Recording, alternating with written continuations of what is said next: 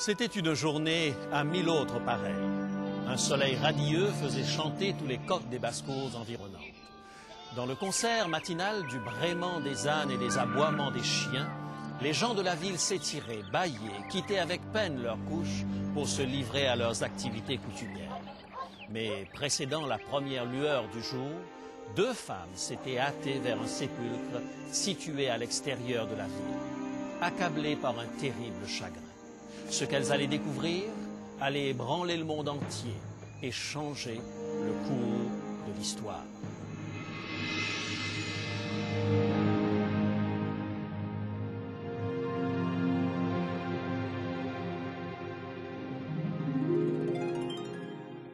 Vous êtes à l'écoute de l'émission « Il est écrit ».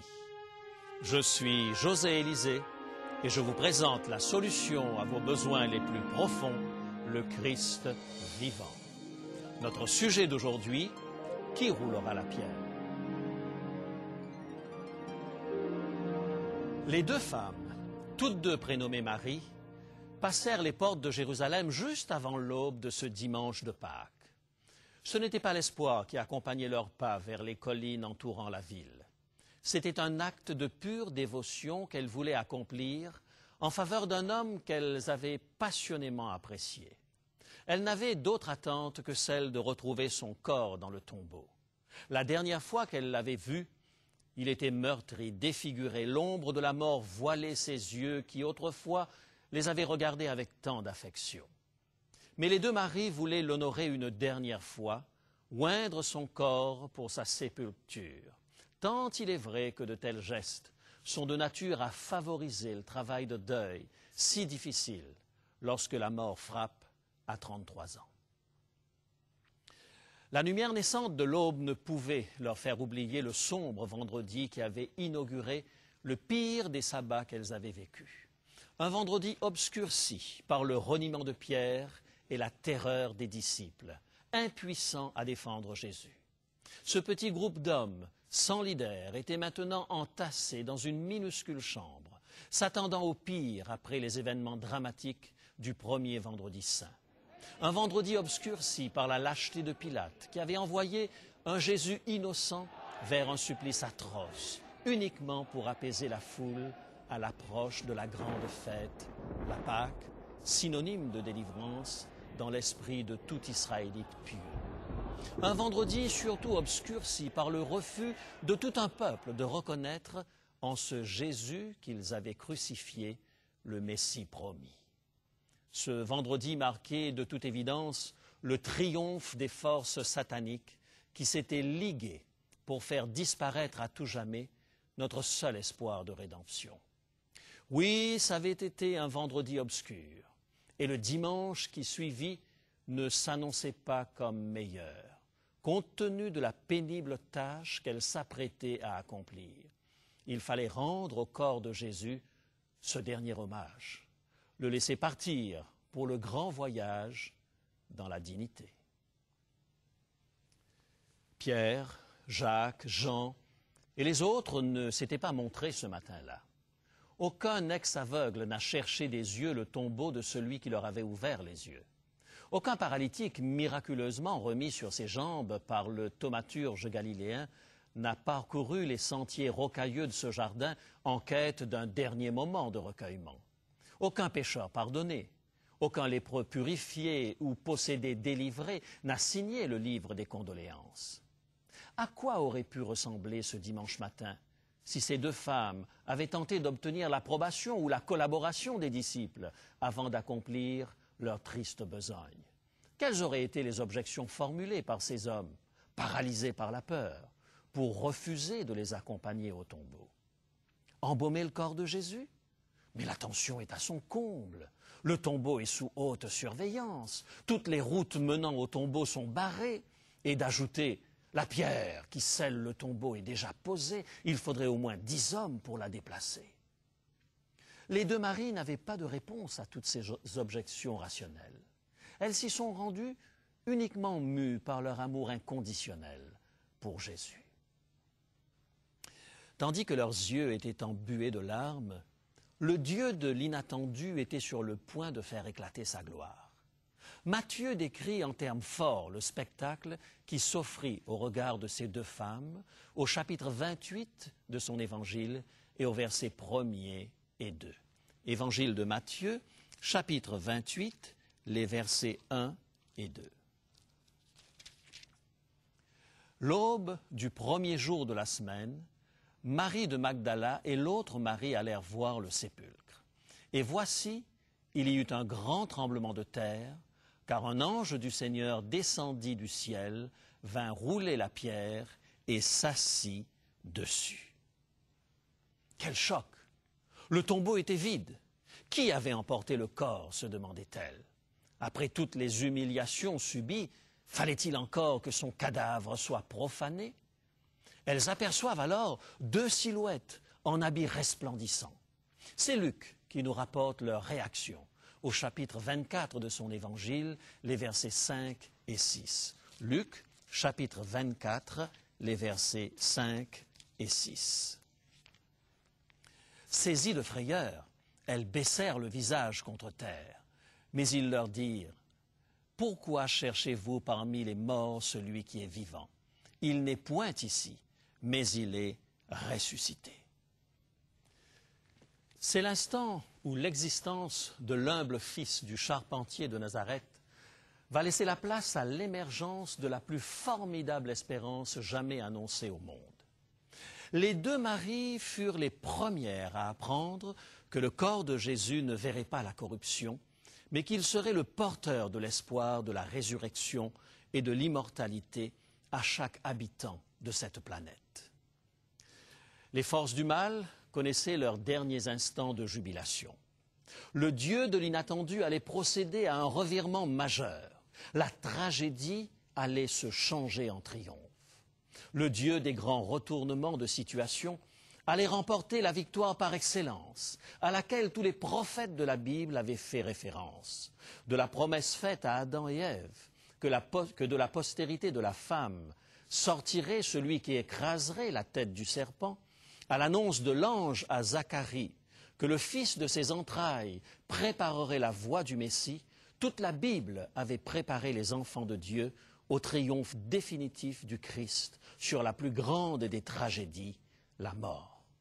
Le message véhiculé par le récit de la pierre roulée en ce matin de la résurrection est simple. Mettez en moi votre confiance, dit Dieu. Accomplissez ce qui est juste en dépit des désappointements et laissez-moi vous surprendre. Était-il nécessaire qu'un ange descende au tombeau pour rouler la pierre? Jésus avait-il besoin d'aide pour se défaire des banderoles de tissu qui emprisonnaient ses membres ou pour se frayer un chemin au milieu de la soldatesque plantée en sentinelle? Non, Jésus a vaincu la mort par la manifestation glorieuse de sa divinité, voilée jusqu'à cet instant par son humanité. Les anges ont déplacé la pierre pour que les deux Maries puissent voir l'intérieur vide du tombeau et révéler au monde entier la puissance du Dieu de l'impossible. Car toutes les précautions nécessaires avaient été prises pour que cette lamentable supercherie, au dire des principaux du peuple, s'arrête enfin, en ce sombre vendredi de la crucifixion. Les soldats romains l'avaient cloué à une croix et veillé jusqu'à ce qu'il meure.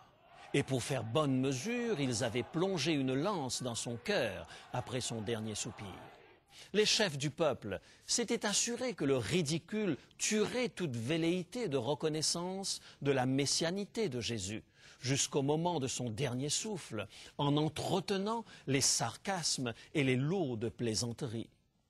Les disciples, quant à eux, étaient certains d'avoir misé sur le mauvais Messie et veillèrent à ce que le cadavre de Jésus ne profane pas le grand sabbat de Pâques.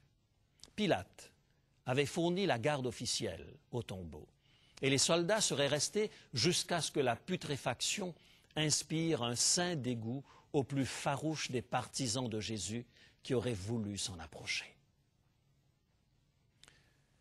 Mais rien n'a pu empêcher les deux Maries d'entendre ces paroles ineffables. « Il n'est point ici ». La résurrection du Christ sera attestée par de multiples témoins oculaires. Selon l'apôtre Paul, dans son plaidoyer en faveur de la résurrection, rapporté dans 1 Corinthiens, chapitre 15, les versets 3 à 6.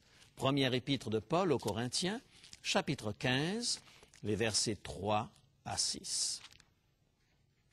Je vous ai enseigné avant tout, comme je l'avais aussi reçu, que Christ est mort pour nos péchés, selon les Écritures, qu'il a été enseveli, et qu'il est ressuscité le troisième jour, selon les Écritures, et qu'il est apparu aux 12. Ensuite, il est apparu à plus de 500 frères à la fois, dont la plupart sont encore vivants. L'apôtre Pierre, de son côté, considère la résurrection de Jésus comme l'élément sur lequel notre confiance en Dieu est bâtie. Première lettre de Pierre, chapitre 1er, versets 20 et 21. 1 Pierre, chapitre 1, versets 20 et 21.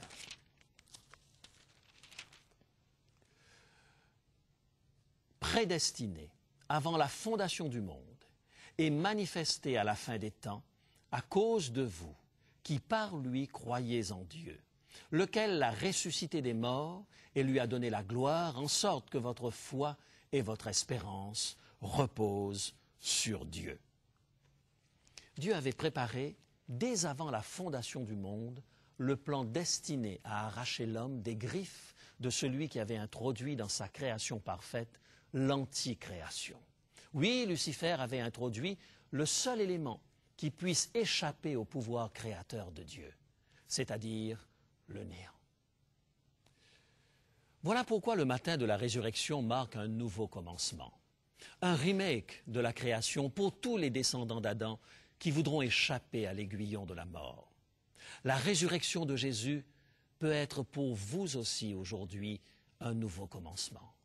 En ce jour où toute la chrétienté célèbre la résurrection de Jésus, pourquoi ne pas laisser au Christ ressuscité le soin d'opérer un revirement total dans votre vie? Vous sentez-vous écrasé par le fardeau de vos échecs? Pourquoi ne pas laisser le soin au Christ ressuscité d'opérer l'inattendu dans votre vie? Vivez-vous avec le sentiment qu'il n'y a aucune issue à vos problèmes? Pourquoi ne pas laisser au Christ ressuscité le soin de transformer l'impasse dans laquelle vous êtes en une autoroute grande ouverte sur une vie de joie, de bonheur et de liberté?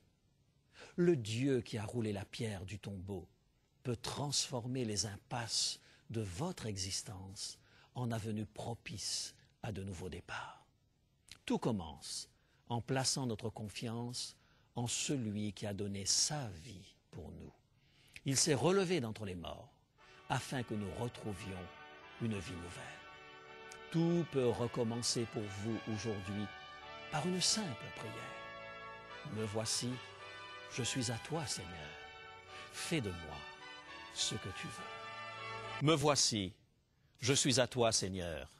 Fais de moi ce que tu veux. Vous sentez-vous dans les dispositions nécessaires en ce moment pour dire cette phrase du fond de votre cœur? Jésus a tout donné durant son ministère sur cette terre. C'est le moment, à votre tour, de vous reposer en lui sans réserve. Pourquoi ne pas le faire maintenant même, tandis que nous prions? Seigneur Dieu, nous te remercions d'avoir percé les ténèbres que Satan faisait régner sur ce monde par la lumière de Jésus-Christ. Pour découvrir la joie de nouveaux commencements, nous avons besoin d'un miracle aujourd'hui même. Nous avons besoin de ta présence afin d'orienter notre vie dans la bonne direction. Aussi, nous remettons notre vie entre tes mains. Nous acceptons avec gratitude et avec joie ton pardon inconditionnel et gratuit. Nous plaçons notre confiance et notre espoir en Jésus ressuscité. Maintiens nos regards tournés vers lui, afin que nous puissions dorénavant le suivre avec sérénité. Nous te le demandons au nom de Jésus. Amen.